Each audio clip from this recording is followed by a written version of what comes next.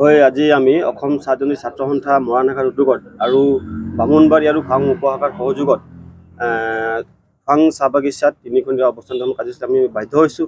যিহেতু এণ্ড্ৰইল কোম্পানীৰ অধীনত যিসমূহ বাগিচা আছে সেইসমূহ বাগিচাত আজি কেইবামাহ ধৰি দৰমহা হোৱা নাই, ৰেচন হোৱা নাই, যাৰ কাৰণে আজি শ্ৰমিকসকল হাহাকাৰ হৈছে।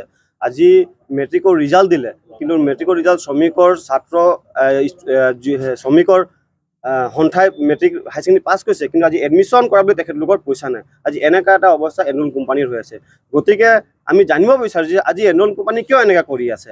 আজিতো আমি যদি কিবা এটা সুধিব যাওঁ মালিক কৰ্তৃপক্ষক বা মেনেজাৰ কৰ্তৃপক্ষক, তেতিয়া তেখেতলোকে যে আমাৰ বোলে লছ হৈছে বাগান। আমি প্ৰশ্ন কৰিব বিচাৰিছোঁ যে বাগান কেনেকৈ লছ হৈছে। আজি চাহগছটো পাত কম দিয়া নাই, চাহগছনো পাত কম দিছে। আজি যদি চাহগছ যদি পাত কম দিছে, তেনেহ'লে তেখেতলোকে অভাৰ টাইম কিয় লগাইছে? 1 ঘণ্টা 2 ঘণ্টা সিহঁতলোকে অভাৰ টাইম কাম লগাই ঠিকা দি দিয়ে। যদি পাত কম দিছে চাহ গছে, তেনেহ'লে অভাৰ টাইম কিয় লগাইছে?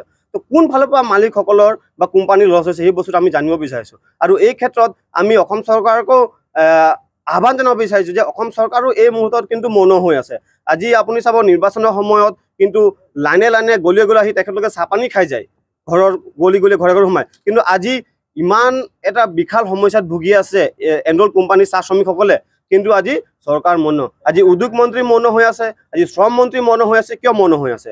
গতিকে আমি তেখেতলোকক আহ্বান জনাইছোঁ এই মঞ্চৰ পৰা, অতি শীঘ্ৰে তেখেতলোকে কোম্পানীহঁতৰ লগত আলোচনা কৰক আৰু এই শ্ৰমিকসকলৰ নিজৰ প্ৰাপ্য প্ৰদানৰ বাবে সহায় কৰক।